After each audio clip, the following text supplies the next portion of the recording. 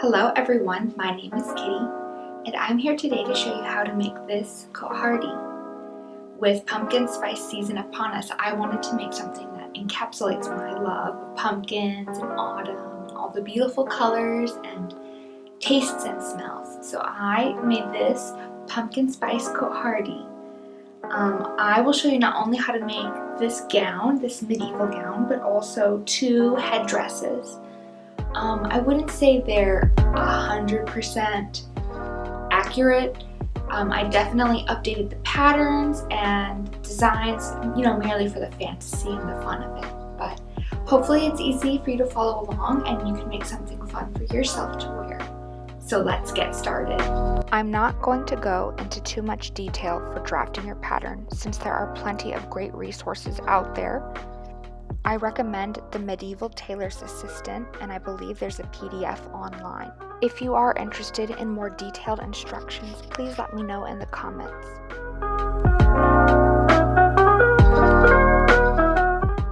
Essentially, you're going to take two rectangles of fabric. The dimension should be larger than from your shoulder to shoulder measurement and shoulder to hip measurement. It's going to be like a sack you wear over your body. And then you will use pins to fit that sack to your body. And once you're finished fitting it, you can cut it off your body and transfer that fabric to paper to create your pattern. Now that it is autumn, I was very inspired to make something using fall colors, and I decided I wanted to make a pumpkin spice cotehardie. For materials, I used about 5 meters of this gorgeous gold and orange fabric I had. I also used 3 meters of this polyester lining I had on hand, and I also had some matching yellow thread. I'm not sure what my main fabric is made of, but I was drawn to this gorgeous pattern all over it. So here's what my pattern pieces looked like. And I was limited by the fact that I only had 5 meters of fabric to work with, so I had to find a way to finesse and get as much volume on the bottom of my dress as possible. So what I did was I made the front and back pieces of my pattern very wide at the bottom and tried to use the remaining fabric as wisely as possible to cut out gores. I ended up adding the gores on the side of the dress where the front and back bodice panels would join, and in the back of the dress to create sort of a full train. I also extended my sleeves and cut them out a little bit longer so that I would have sort of a cuff. Before cutting my fabric, I made sure to lay out everything and measure just to make sure that I had enough fabric to cut all these pieces out, and 5 meters just barely cut it. The last step when cutting out, I lined my front and back pieces with the gores in place and trimmed them to make sure there was a nice sloping effect to my skirt. After cutting my pieces out, I began sewing. I started by sewing my back piece from the neck just to the small of my back. That's where I want to add my gore in next. Then I took the gore I cut for the back of my dress to create the train, and I sewed along the edge that was a lot longer and more angular, joining the two triangles together to make a large gore. I then pinned one side carefully into the back of my dress pieces and sewed that gore to the back of my dress.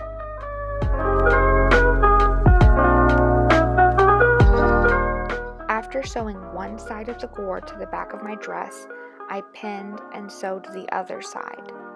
And if you cut this gore long enough, it should create a nice train effect to the back of your dress.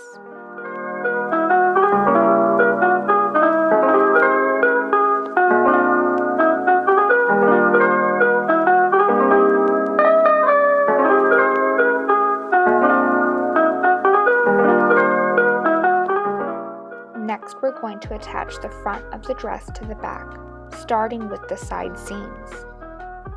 You'll want to pin it from the armpit down to your hip.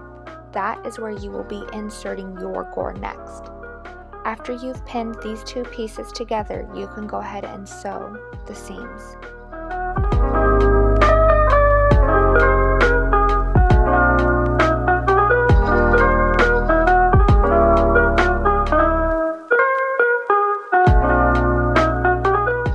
Once you've attached your front pieces of your dress to the back pieces, you can insert your side gores. Start by pinning one side of the triangle to the back piece of the dress and then stitch it. Then you can move on and pin the other side of the triangle to the front of the dress and sew it down.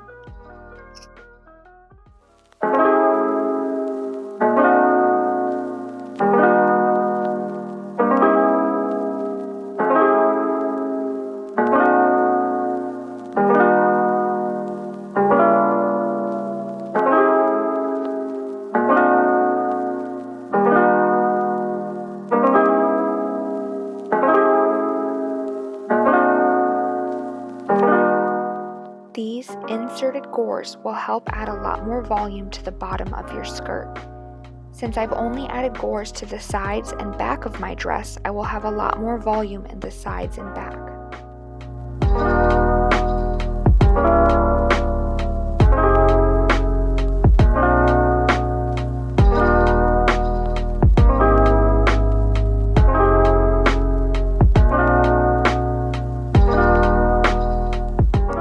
Because I cut my pieces with fairly generous seam allowance, I'm going to go ahead and trim the front of my dress, since I will be finishing these edges with bias tape later. For the sleeves, start by folding them pretty sides touching and sew along that edge. I didn't sew mine all the way, I wanted to leave it open for the cuff, and on this edge I attached gold bias tape. I started by sewing one half of the bias tape to the back of my fabric.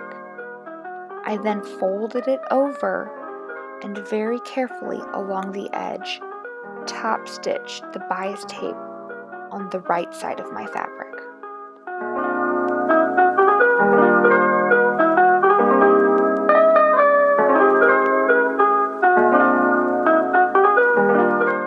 After attaching the bias tape to my sleeves, I went ahead and cleaned up the inside seam to my sleeves, finishing it off.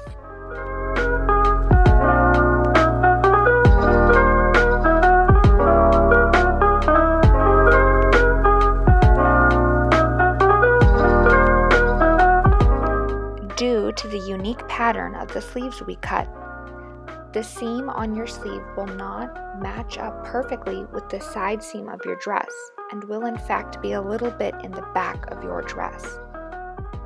So what I do is I find the halfway point of my sleeve. I shift it around until both sides of the sleeve match.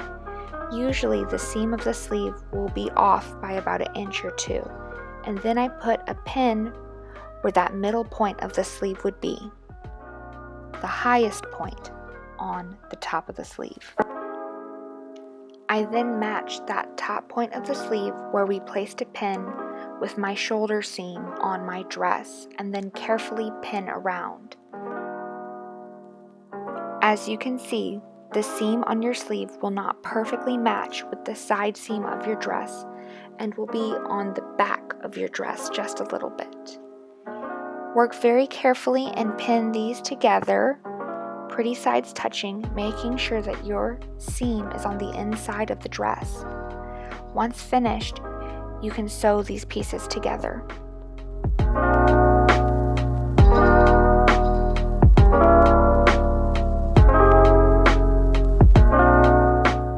After attaching my sleeves, I gave it a quick try on and decided that I wanted to cut a deeper neck into my cotehardie and trimmed it along the neckline and shoulder.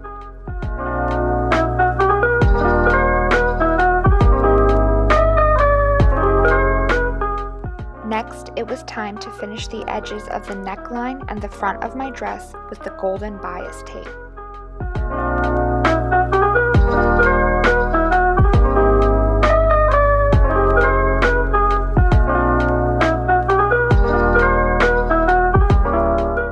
I first attached the bias tape all along the back of my fabric, and once finished, I folded it over to enclose that raw edge and very carefully top stitched it down.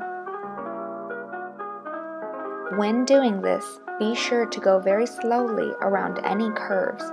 That way your bias tape will lie smoothly.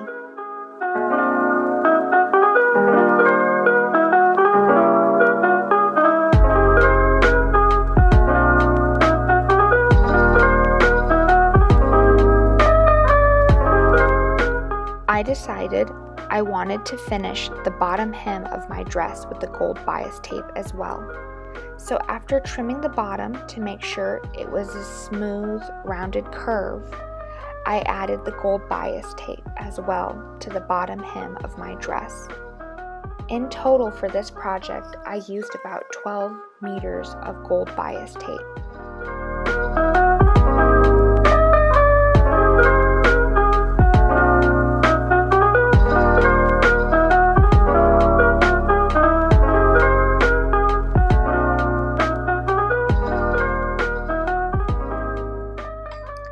So my fabric did have a little stretch to it, so I decided I wanted to forego any additional closures, and very carefully, with a very small invisible stitch, sewed the front pieces of my dress together along that center seam, joining the two sides of the bias tape together. I started from my bust and sewed down just to my thigh.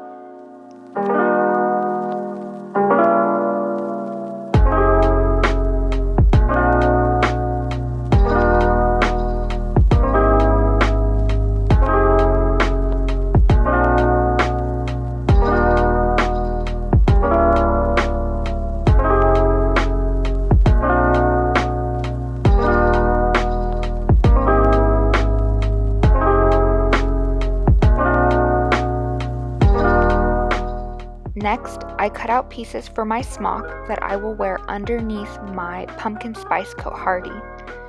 I used the same pattern that I made for my Cotehardie, except I made this much baggier and bigger and tried to squeeze in as much fullness as I could on the 3 meters of fabric. I joined all my pieces together using a French seam, because this polyester fabric unravels so easily.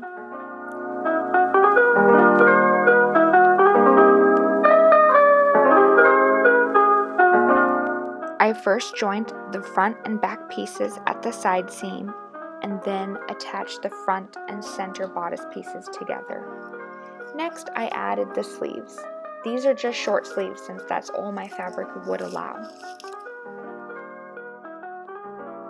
After finishing the bottom edges of these sleeves, I attached them to the dress in the same way that I attached the sleeves to the Cotehardie.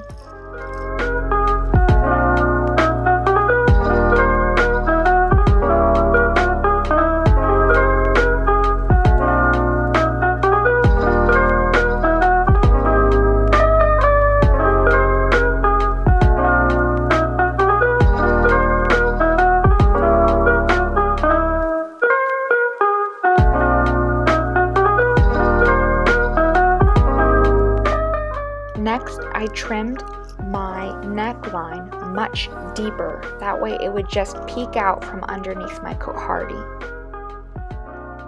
After giving it a generous trim, I folded the fabric edge over once and then again twice to create a channel for elastic.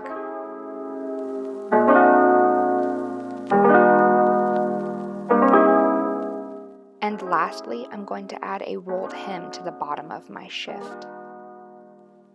Out of my remaining fabric, I decided I wanted to make 2 different headdresses. The first headdress is a sort of stuffed circlet, and I made it out of 2 rectangles measuring 21 inches by 4.5 inches. I attached the 2 rectangles on the side and then created a long tube. I then turned that tube inside out and stuffed it.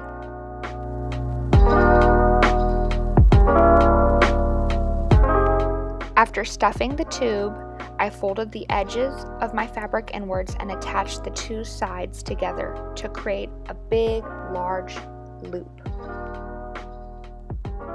I then fit the tube to my head and twisted the back around to create a crown element.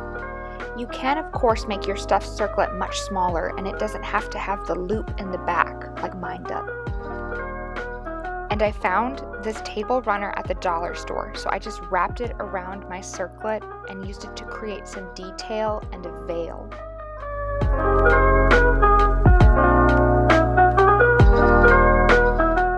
Next is the cap with the snood. Start by sewing the dart shut and then putting the two pieces together, pretty sides touching. After sewing them with a little room for an opening, turn it inside out and then hand stitch that little bit shut. I just tried it on to see for size how it would be, and then I attached some hair clips to it so it would stay on my head.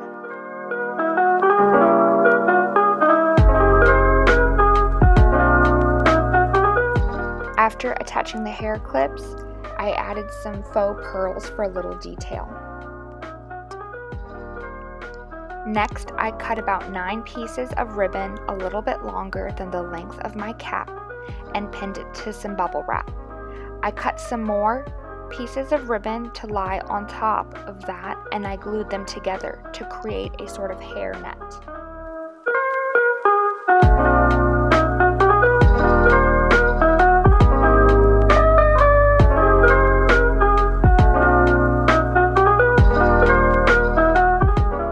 Where the ribbons crossed, I glued some faux pearls on top to add a little detail to my snood.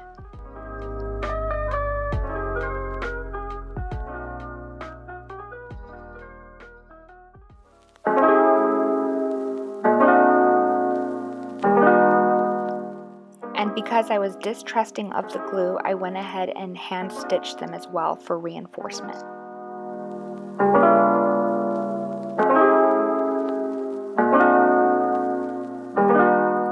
After my faux pearls were attached, I sewed the two sides of my ribbon together to create a tube.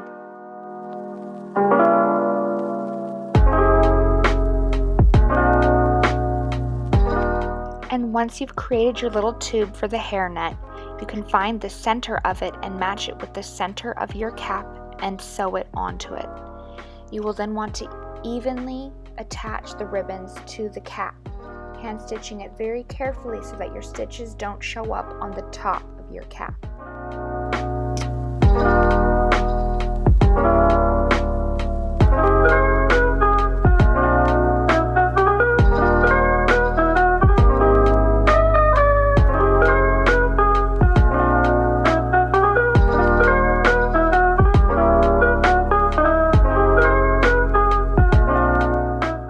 For a finishing touch, I glued some velvet ribbon to a belt I found at the dollar store. And let's see how it turned out.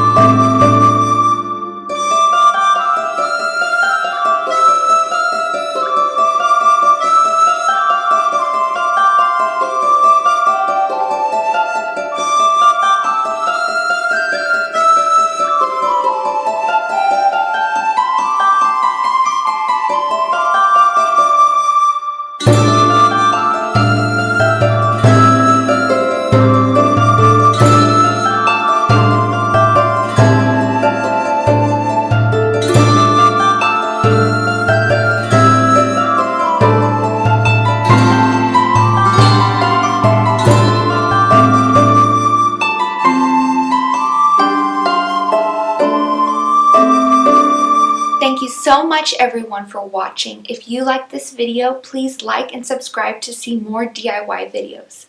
So enjoy your fall. I'll see you soon. Bye!